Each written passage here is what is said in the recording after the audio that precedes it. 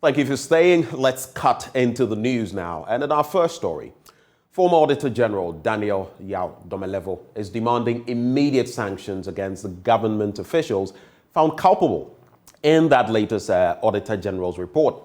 The report found many cases where the total of 21.8 billion cedis mobilized to mitigate the impact of the COVID-19 pandemic in Ghana was simply misused. In one case, the Auditor General flags what he calls a possible case of financial loss totaling $81 million worth of vaccines paid for but never received. Mr. Domelevo has been speaking with Blessed Soga on Pulse. As to why there is no disallowance or surcharges recently, I think the best person to answer that should be the Auditor General. Remember, the Constitution under Article 1A7 Clause 7B provides that the Auditor General in the performance of his function can disallow any item, in fact, he used the word may, disallow any item of expenditure which is contrary to law and surcharge the people responsible. And that is what I sought to do, because I thought if there are no consequences for the infractions, the culture of impunity will continue. So that is what I sought to do. And I know for sure that the current Auditor General, Mr. Johnson Asiedu Ekuamwa, is more than capable of doing the same. Maybe he may have some challenges which I am not aware of, but I think that by the time I left office, the mechanisms and the institutional arrangements were in place, which he can use to do same. Yeah, but you want him to go ahead and surcharge, do you? Of course, yes. In fact, I was waiting to hear that following this report, these people who are misusing money have been surcharged. Because if we don't do that, we can continuously audit. He can send his people 1,001 times on the field, but we will continue getting these infractions. And even people get emboldened because they think that nothing is going to happen as a result of this audit. So it is my wish and my expectation that those that is saying refund should go ahead, serve them with notice of intention to disallow and surcharge them. If they are not happy, they should go to court. It doesn't matter whether they go to court or they don't go to court. It is quite deterrent. And if they go to court, well, they may win, they may not win. The Auditor General may lose some of the cases, may win some of the cases, but that is the name of the game. Well, now, the minority in Parliament is raising fresh concerns about government's gold for oil deal. The deal, being spearheaded by Vice President Dr. Mahamudu Bawumia, has been touted as the deal which will lower the cost of fuel at the pumps and stabilize the Ghana cedi. Already, the first consignment under the deal has arrived in the country, but the minority in Parliament says the deal has been shrouded in secrecy and could, just like the Sino-Hydro barter deal, worsen Ghana's debt to GDP ratio. Minority spokesperson on Mines and Energy, John Jinapo, says their side wants the deal suspended for further consultation. We are calling on government to halt this so-called gold for oil barter and consult further. Already, the Chamber of Mines has complained. Indeed, if you look at the structure, today government owes GOIL over 300 million cedis. Government has not been able to pay that amount. Government is not the most efficient partner when it comes to trading. BOST has consistently made losses. PMMC has only 2 offices as we speak, in Accra and in Kumasi. And yet PMMC claims that it wants to buy gold from all the 16 regions. As of 1st January, PMMC decided to ban the export of gold by these licensed gold exporters. Meanwhile, PMMC has not been able to establish the appropriate letters of credit for the agencies. So rather than taking this unorthodox, untested method, I would call on government to engage the small-scale dealers, the bullion dealers, and the licensed gold exporters. So that if it means that you have to increase the percentage of forex that they have to repatriate and reduce the number of days from 30 to say 2 weeks, it makes sense because this will create unemployment. It would encourage smuggling. I checked from the Bank of Ghana website, and they have artificially pegged the dollar to around 10 to 11. Meanwhile, these gold exporters tell me that when they sell the gold, the rate at which they sell is at the forex rate, which is over 13. Bank of Ghana should concentrate on its core business and desist from engaging in trading of gold. That is not the job of the central bank. People have licenses to trade in gold. If you need the forex, come up with measures to ensure that the forex is brought back to Ghana. Then you can give these exporters the CD equivalent. It deals with that. Well, they also say the PMMC, the state agency which has been mandated by government to purchase the gold, which will be used for the barter, does not have the capacity and has been alleging the central bank may be burning through Ghana's gold reserves to sponsor the project. John Janapo says the Bank of Ghana must stay off such business and focus on its core mandate. I have had the cause to look at the certificate. And clearly, when you look at the details, you will then come to the conclusion that government is not being honest. My checks indicate that PMMC, the agency tasked to purchase this gold, which will be used as a barter, has not lived up to expectation. If you look at the structure, the small-scale mining companies are supposed to supply about 80% of the gold requirement, and then the remaining 20% will come from the large-scale agencies. PMMC hasn't been able to procure an ounce of gold, as I speak to you, from the small-scale miners, and you can check with PMMC. So the first question is, which gold did they use as barter for this oil? It is important. And let me caution the Bank of Ghana that any attempt to deplete our gold reserves for this so-called oil barter deal would be resisted by the minority. It will be improper and it will be illegal. The gold is part of our reserves, and they cannot unilaterally take the golds meant for our reserves to buy this oil. Clearly, this is an attempt to create a further burden for the ordinary taxpayer.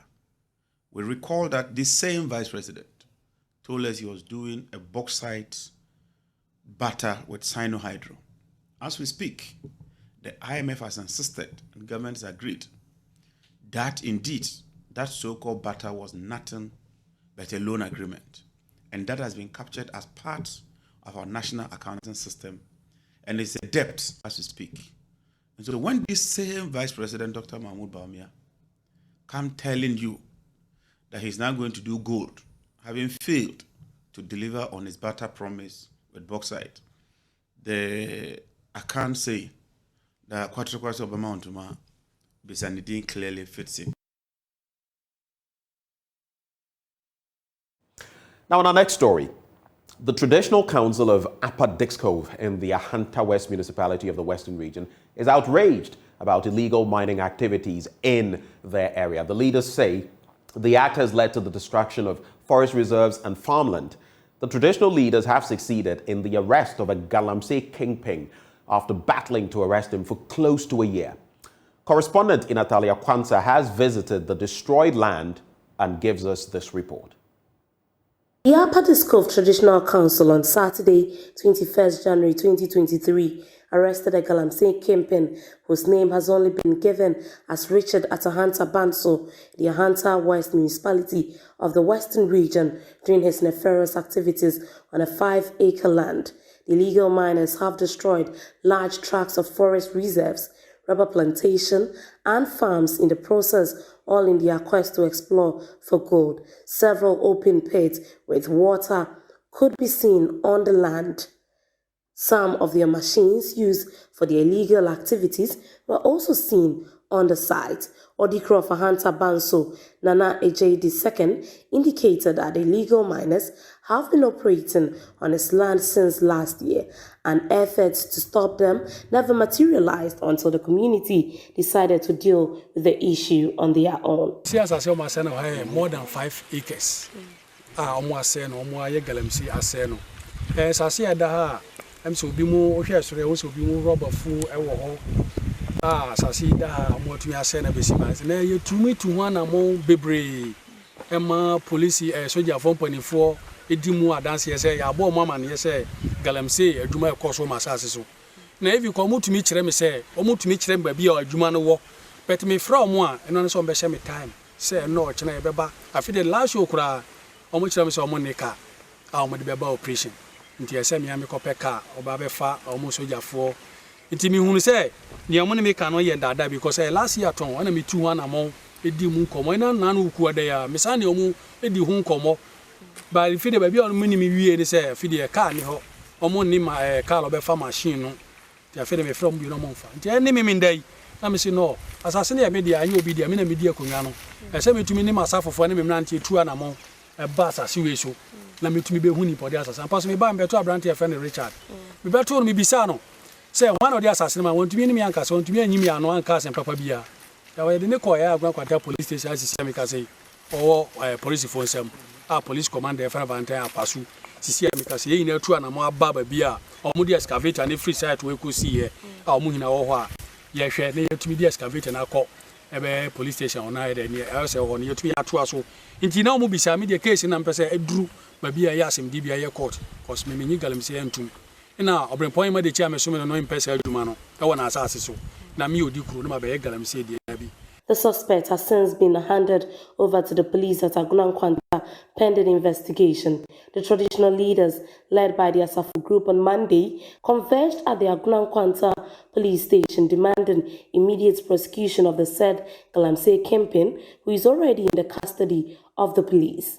Speaking to the media, the traditional leaders are calling for the arrest and prosecution of whoever gave permit to the illegal miners to operate as well as confiscate all earthen-moving machines and other equipment used in their illegal activities. Well, you feel very disturbed.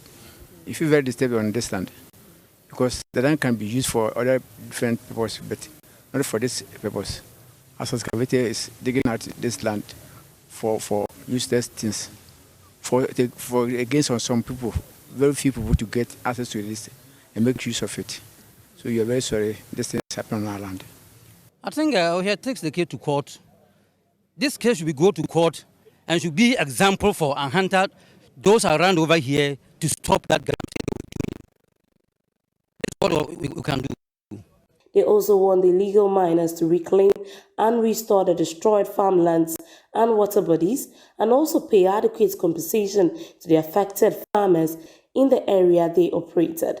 For Joy News, in Athalia Kwanza, Western Region.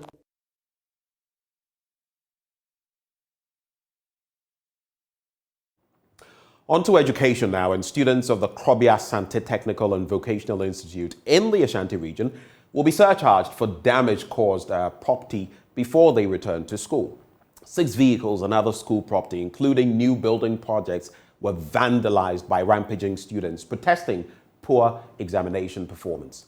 Ashanti Regional Minister Simon Osei-Mensah, before the announcement of a 5-member investigative committee, said government couldn't take up the cost of the damaged property. Nanaya Ojima joined the minister and members of the District Security Council to tour the school. 40 students arrested for the rampage are still in police custody as invitation is extended to the student leadership. All students have given their caution statements to the police. Seche East District Director of Education, William Brakon Ejapon, says preliminary investigations have established 3 reasons for the rioting. What we are hearing are speculations, okay? One of it is that the poor result for that of the exam that they write. They don't write, mind you, this is a pure technical school, so they don't write WASI. Yes, so that's what they are claiming. That's what we have heard, that is speculation. But the school has come up with a policy that when they come to prepping, you don't do this together, okay? It's a mixed school. So the boys have the separate place that they have their prep. The girls have the separate place that they have their preps. Okay? But it seems as if this has not gone down where with the students, they want to have it together. Why do you want to have it together? One also has to do with the fact that they said where they do the ironing, they don't have enough socket over there. But I know these students, we are not supposed to go to school with mobile phones. So most of them are with these mobile phones. The rampage started at dawn on Sunday. The students started their distraction by cutting the main power source of the school. The principal's bungalow was the prime target, but an attempt for forceful entry was unsuccessful. A government-owned Isuzu pickup truck parked at the premises was destroyed. They proceeded to the main administrative block to vandalize the school's Mahindra pickup truck, a Nissan patrol vehicle, and the school's bus. The students also turned over a Mercedes-Benz saloon vehicle owned by a teacher. They marched to the apartment of the senior house mistress, hurled stones and other missiles at the building, and destroyed a Toyota Vitz car parked in front of the apartment. They forced open the first gate of the apartment and made away with cooked food. The school's food store was ransacked, while installations in newly constructed buildings were destroyed. The rampaging students, after the distraction caused on different parts of the campus, marched to the teachers' premises, that's the teachers' quarters, and forced open the main door. It was at this point that the police intervened and prevented them from entering the various rooms of teachers.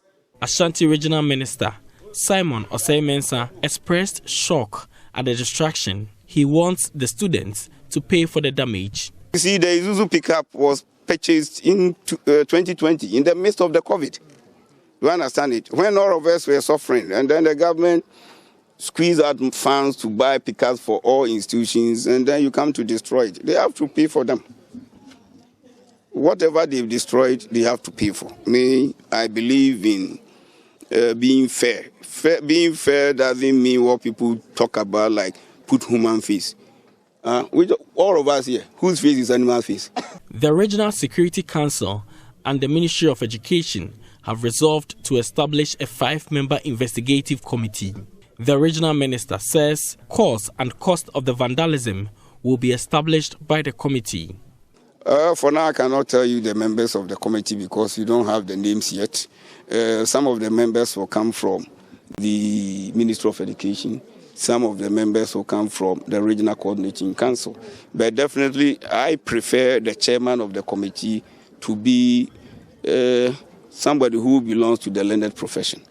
That is an astute justice of the Superior Court or any lawyer of high repute who understands the legalities involved in such situations. And then we need somebody who is also a peacemaker.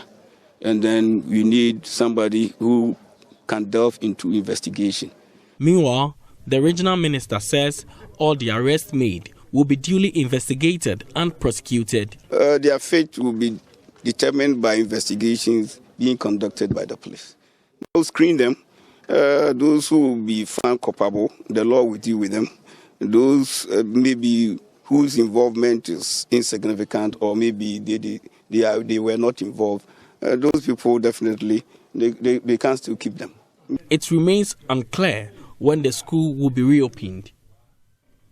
For Joy News, Nanaya Ojima, Kumasi.